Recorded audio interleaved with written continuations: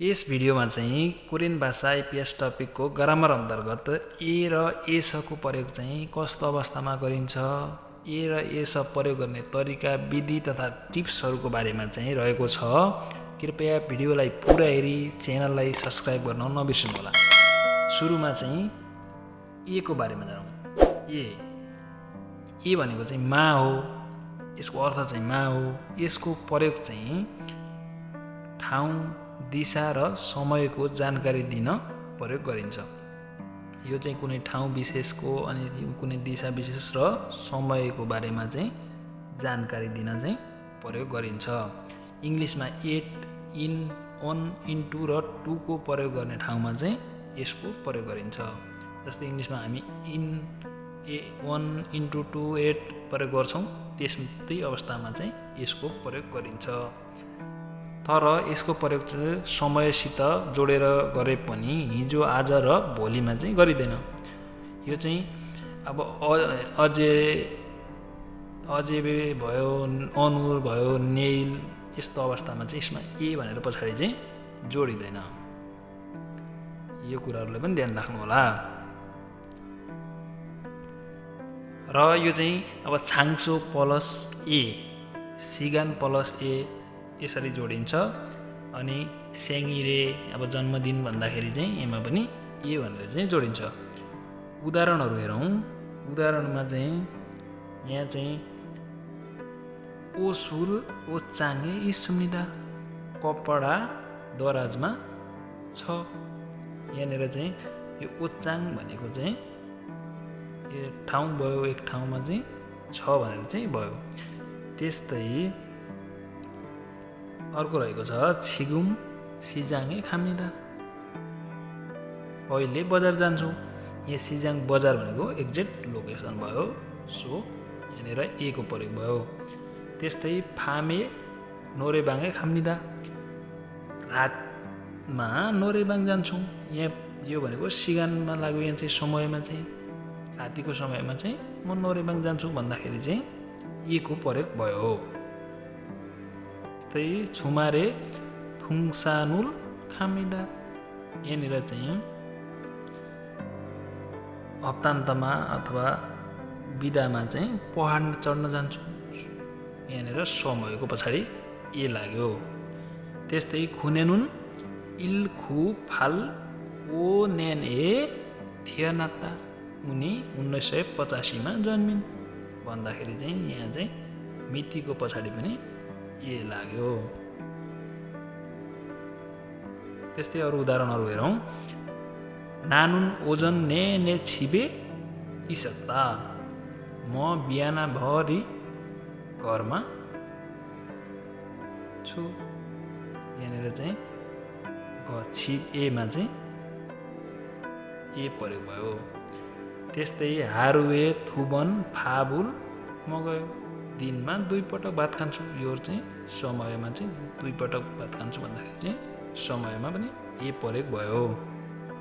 त्यस्तै अर्को रहेको छ नानुन ओनुल आछिम इल्गोप्सिए छिबेस नावता, म आज बिहान 7 बजे घरबाट हिँडेको।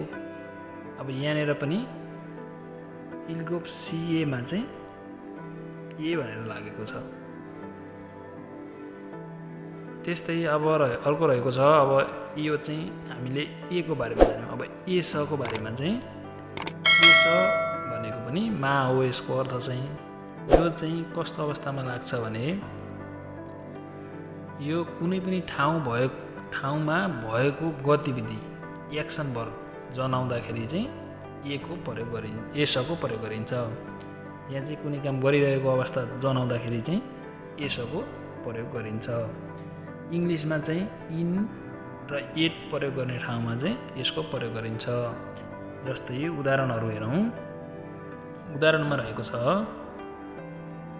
ख्योसिल एस हाक्सिङ दुरी खुम्बु हेयो, यो चाहिँ कक्षा कोठामा विद्यार्थीहरू पढ्दैछन्। यो यहाँ लोकेसन चाहिँ कक्षा कोठा भयो, तर त्यहाँ गर्ने काम चाहिँ के भइरहेको छ, पढ्ने काम भइरहेको छ। यहाँ विद्यार्थीहरू पढ्ने काम भइरहेको छ। यहाँ तल पनि तपाईँहरूले लेखिदिएको छ। त्यस्तै अब यहाँनिर चाहिँ ख्योसिर ए हाक्सेङ डोरी इस्सयो।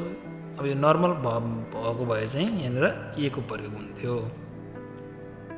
कक्षामा विद्यार्थी छन् भनिएको छ तर विद्यार्थीले के गरिरहेका छन् भनिएको छैन, त्यसैले चाहिँ ए को प्रयोग भएको हो। अब यहाँ चाहिँ उदाहरणहरू हेरौँ। थोसक्वान एस छेगुल इल गयो। पुस्तकालयमा किताब पढ्छु।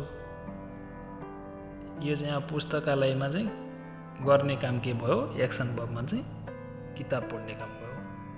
त्यसैले चाहिँ यहाँनिर एस प्रयोग भयो।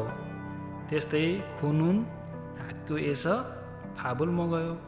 यहाँ विद्यालयमा चाहिँ उसले विद्यालयमा भात खान्छ। यहाँनिर पनि एसको प्रयोग भयो। दुईवटा चाहिँ यहाँ चाहिँ विद्यालयमा चाहिँ गर्ने काम सहित भएकोले चाहिँ एसको प्रयोग भयो। अर्को रहेको छ छिगुम फुसान एस इलागो इस्सयो।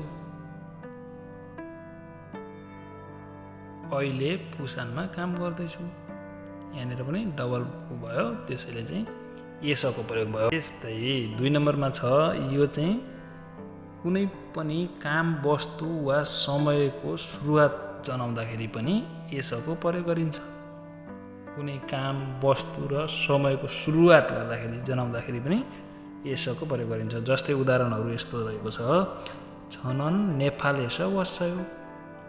यहाँनिर चाहिँ नेपाल एसमा चाहिँ एसको प्रयोग भएको छ। त्यस्तै छनन फुसान एक एस निरेल गयो। म फुसान स्टेसनमा झर्छु। यहाँनिर पनि एसको प्रयोग भयो। यो सुरुवात गर्दाखेरि या त वस्तु जनाउँदाखेरि चाहिँ पनि एसको प्रयोग हुन्छ। त्यस्तै खुनुन फाङ्गुम वैगुक एस थोरा वासुनिदा। ऊ भर्खर विदेशबाट फर्किआएको हो। यहाँ चाहिँ वैगुक एसमा चाहिँ एसको प्रयोग भएको छ। यसरी नै एस र ए को प्रयोग हुन्छ। यस्तै एस र ए को बारेमा चाहिँ जानकारी पाउनुभयो होला। कोरियन भाषा सम्बन्धी यस्तै थप जानकारीको लागि च्यानललाई चाहिँ सब्सक्राइब गर्न नबिर्सनु होला। धन्यवाद।